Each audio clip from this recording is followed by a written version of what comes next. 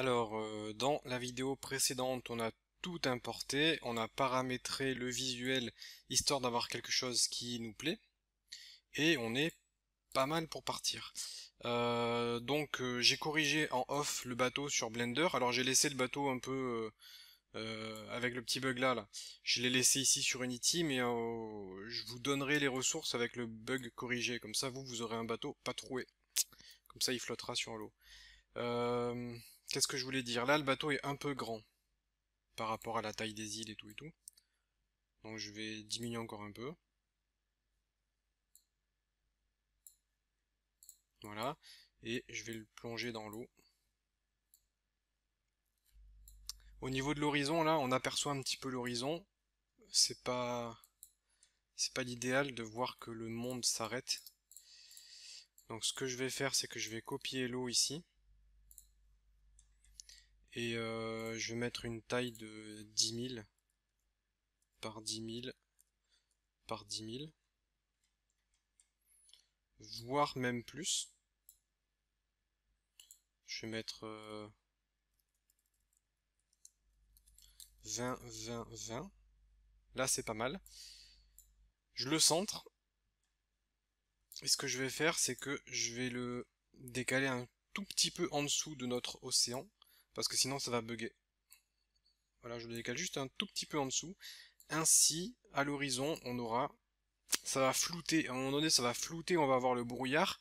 Et on aura quelque chose de sympa. Voilà, on va avoir une transition. Et on a l'impression que l'océan est vraiment infini. Donc après, ça sera à vous de configurer tout ça si vous voulez avoir un monde vraiment géant. Mais disons que là, avec ce qu'on a fait, on n'a plus l'impression que ça s'arrête net et que bon, on va tomber dans le vide. On a quelque chose de sympathique. Au niveau du bateau, le bateau, il est là. Je vais juste le mettre par ici et on va s'occuper de le rendre solide. Alors pour le rendre solide, ce que je vais faire, c'est que je clique dessus, je vais ajouter un collider. Donc je vais rechercher collider et je vais prendre un mesh collider. Ce mesh collider, je vais le mettre en convexe pour l'instant. Je vais voir si ça suffit, si ça nous permet d'avoir des collisions suffisamment satisfaisantes. Sinon, on verra plus tard pour changer, mais pour l'instant, je vais mettre ça. Ensuite, je vais ajouter un composant qui sera un rigid body. Je mets un rigid body qui n'a pas de gravité. Comme ça, le bateau ne tombera pas dans le vide. Par contre, j'ai un rigid body, ce qui va me permettre de pouvoir faire certaines choses, gérer des collisions, entre autres. Donc voilà, là c'est pas trop mal. Alors on a déjà des choses par défaut dans le projet. Quand on a créé notre projet Unity, on avait déjà des choses par défaut, dont un dossier script. Et dans ce dossier script, je vais créer un nouveau script. Je vais l'appeler botctrl pour bot controller, donc le bateau contrôleur. Ce script, je vais le mettre sur le bateau, donc je sélectionne le bateau, si ça veut bien. Ah, la Unity réfléchit. Voilà. Donc je prends ce script bot controller, je le mets et je vais double-cliquer dessus pour l'éditer. Une fois que le script est ouvert, on va pouvoir commencer à coder. Alors, je vais avoir besoin de quelques variables. Je vais créer une variable public float, donc cette variable sera publique, sera visible dans l'inspecteur, et je vais l'appeler speed. Par défaut, ça sera, disons, égal à... Je vais mettre un truc au hasard, je vais mettre 3. Ensuite, je vais avoir besoin d'une variable float force et une variable float dir pour la direction. Donc la direction, ça sera gauche-droite. Force, ça sera avant-arrière. Et la speed, ça sera la vitesse du bateau.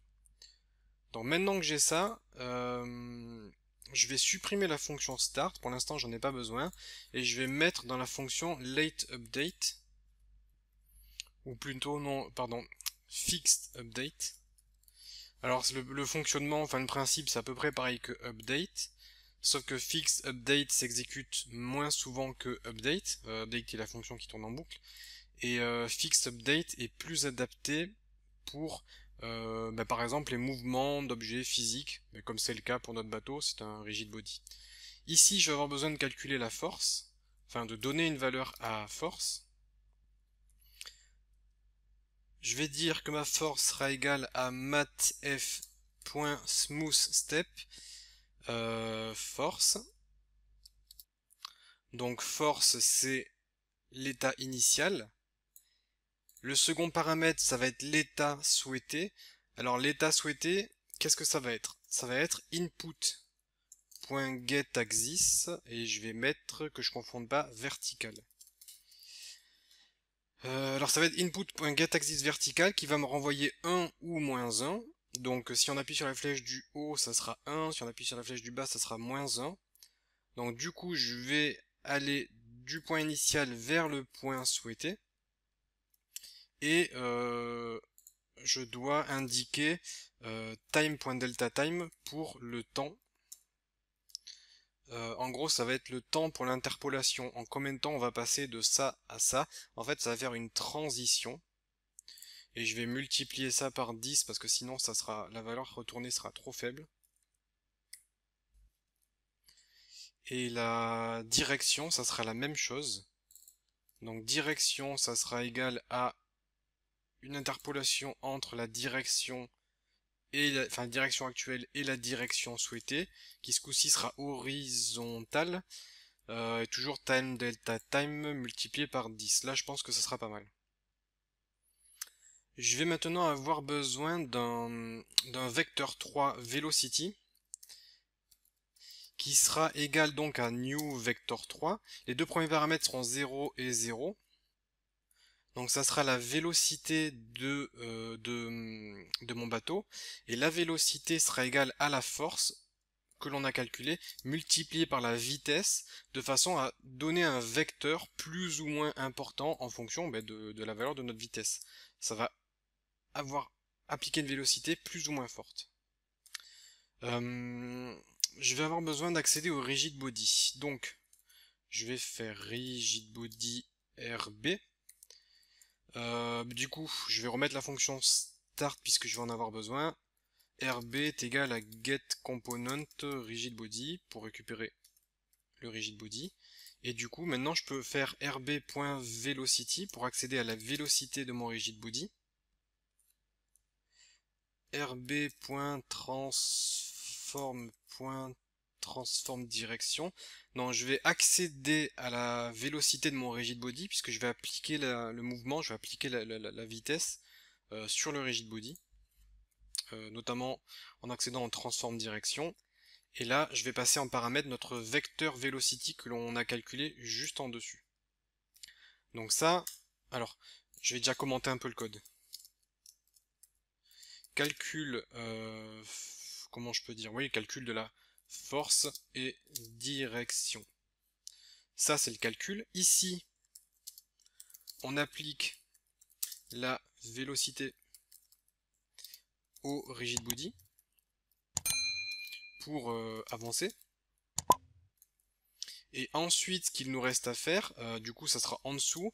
Je vais dire, on applique la rotation pour la direction. On va appliquer la rotation de façon à orienter le bateau dans le sens que l'on souhaite. Alors là pareil, je vais créer un vector 3 que je vais appeler torque, ou plutôt angular velocity, qui lui aussi sera égal à new vector 3, puisqu'on crée un nouveau vector 3.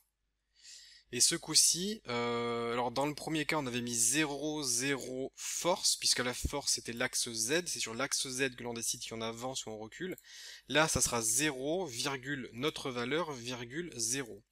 Et notre valeur, et bien du coup ça sera pareil, ça sera la direction multipliée par la vitesse. Donc c'est la même formule.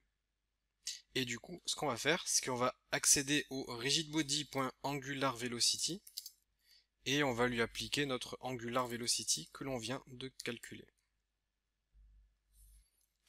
Je pense qu'on est pas mal. A priori, ça devrait fonctionner. On va tester en live. Alors j'attends que le code compile. Je sais pas si ça a compilé. On va voir ça. Le bateau, on a bien une vitesse de 3. Je lance le jeu. Voilà, pour l'instant je touche à rien. J'appuie. Alors là le bateau s'envole, c'est pas normal. Gauche-droite ça fonctionne. Alors c'est un peu rapide par contre. Gauche-droite ça fonctionne et monter, descendre c'est pas bon. Alors là je comprends pas pourquoi. Ah oui je sais, j'ai compris. Encore une fois c'est moi qui ai fait, à mon avis c'est moi qui ai fait une boulette sur Blender. C'est que j'ai pas correctement orienté mon bateau. Quand j'ai créé ma primitive, j'ai mis l'axe Z ici. Alors que moi ce que je souhaite c'est avoir l'axe Z là. Et du coup l'axe que j'ai utilisé c'est pas bon, donc ça sera pas ici. Donc qu'est-ce que j'ai fait là? La vélocité ça sera pas ici, ça sera probablement là. Tac tac, j'enregistre, je retourne dans Unity. Alors par contre la vitesse est un peu rapide, du coup je vais diminuer à 1.5 on va dire. On teste, je lance le jeu. Alors là c'est toujours pas bon. À gauche, à droite ça marche, et avancer, reculer c'est pas bon. Donc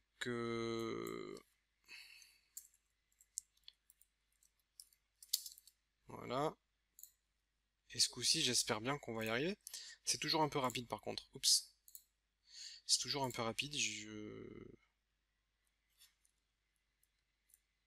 Donc là ça va, notre bateau avance. Alors, le fait d'avancer à cette vitesse, ça va. Par contre, le fait de tourner, c'est beaucoup trop rapide. La collision ne fonctionne pas. Ça, c'est parce que j'ai pas mis d'objet de collision en fait sur mes différents éléments décoratifs. Donc, comme vous pouvez le voir, hop, il n'y a pas de collision sur mes différents éléments de décor.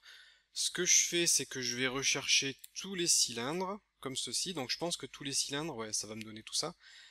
Je cible tous les cylindres, hop, jusque là. Je vais faire Add Component, Collider. Je vais ajouter un Collider, qui sera un Mesh Collider. Et je vais ajouter Convex. Je teste. J'essaye d'avancer. Et boum, hop, mon bateau est carrément bloqué. Alors par contre, mon bateau, faut que je lui ajoute quand même du poids, sinon il va s'envoler. Faut quand même que je fasse attention à ajouter un peu de poids, sinon... Alors déjà, pour la vitesse du bateau, ce que vous pouvez faire, c'est multiplier time parental time par 5 au niveau de la direction, pour pas mettre une valeur aussi importante qu'en dessus. Et pour le angular velocity, vous pouvez diviser la vitesse par 2. Bon là, je joue un peu avec les valeurs, histoire de trouver quelque chose qui me convienne. Disons que pour la rotation, voilà, je vais diminuer un petit peu la vitesse de rotation, mais pour la vitesse de croisière, ça je vais le laisser. Euh, Au niveau du bateau, pour pas que mon bateau tourne, notamment dans cette direction-là, qui est l'axe X, dans le rigid body, je vais ajouter des contraintes, je vais faire un freeze rotation de l'axe X, et normalement, mon bateau ne pourra plus tourner sur l'axe X, ce qui fait qu'il ne pourra plus s'envoler.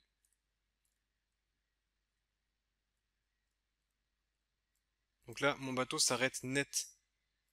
Mon bateau s'arrête net et j'aurai plus le bug qui fait que il peut s'envoler. Donc là, ça fonctionne. Euh, donc c'est pas mal. Au niveau du contrôleur, je vais rester comme ça. Par contre, donc là tout est bon. Par contre, ce qui manque, c'est animer l'eau. L'eau là, elle n'est pas du tout animée, donc c'est pas l'idéal. Et la caméra ne suit pas mon bateau. Moi, ce que je veux, c'est que la caméra puisse suivre le bateau de façon à ce qu'on puisse se déplacer tranquillou sur l'océan. Donc, je vous propose qu'on fasse ça dans une prochaine vidéo.